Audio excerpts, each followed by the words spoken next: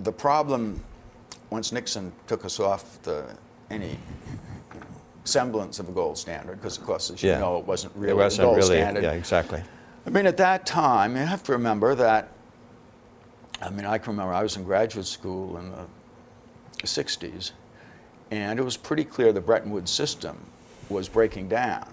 And the big debate was, well, what do we do? And there were basically two schools of thought.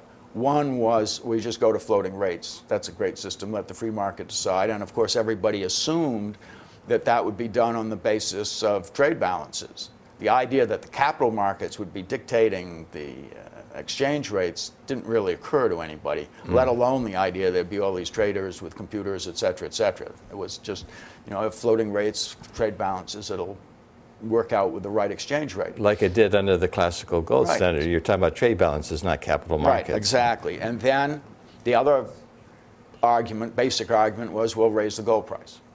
Which is what Roosevelt did after the the boom and bust of the 20s and the early 30s. He just devalued the dollar. I think that you know, maybe $50, maybe $70. If they'd done something like that, then you would have had a link that would have lasted for some period of time. I mean, these things can never really be set in stone.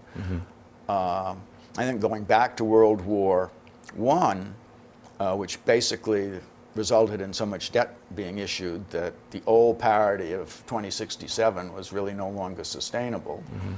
So Roosevelt, the devaluation was probably the right thing to do. The interesting thing is that his most severe monetary critic was James Warburg, who was the son of Paul Warburg, who was basically usually regarded as the father of the Federal Reserve, and was a hard money guy. And Warburg started out as, James Warburg that is, as Roosevelt's monetary advisor. He went to the London conference and so on and so forth. But his view was the devaluation was the right thing to do, and that's what was needed. But then once you went to $35 an ounce, you got to get back on the gold standard as quickly as you could. Put that in place and then move forward from there. And that was not really what Roosevelt did. He played around with the price for a while, and Warburg didn't think that was appropriate, and he wrote this fairly scathing book, The Money Muddle, criticizing the Roosevelt policies. And of course, it was a break with Roosevelt. But then the war came along, and everybody got back together to fight the war. Well, there were other priorities at that time. And the $35 lasted through the war and into the Bretton Woods system.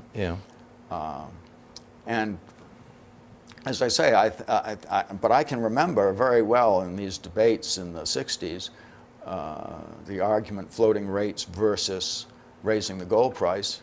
And at least the two graduate schools I happened to be at during the time, usually it was 10 for floating rates and one, frequently me, only one, in favor of raising the gold price. Yeah, I remember those debates as well, because I was going through my economics program in college at the time, and it was a similar type of situation. You know, so many people were in favor of. Well, the economists were supposedly floating rates were the modern thing to do. Supposedly. Yes, and economists were all in favor of floating rates, but remember, it was basically the only way we were going to finance the welfare state.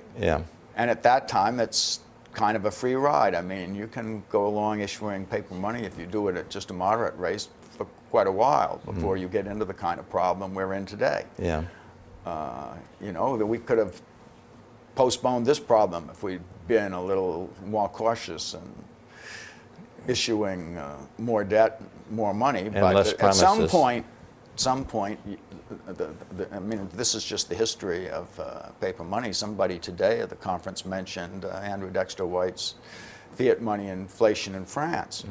And what he didn't say is why the book was written, because it was written as an essay to support the return to the gold standard after the Civil War. And he actually read it to, not in Congress, but to a fairly wide assortment of Congress persons and senators in support of the Resumption Act, which was the act to go back on the gold standard. I mean, But that's why he did it, and he used the assignats and revolutionary France as the example of what happens if you go to paper money. And I can remember there's some line in that book about Napoleon when he came to power after the French Revolution, saying, I will pay specie or I'll pay nothing.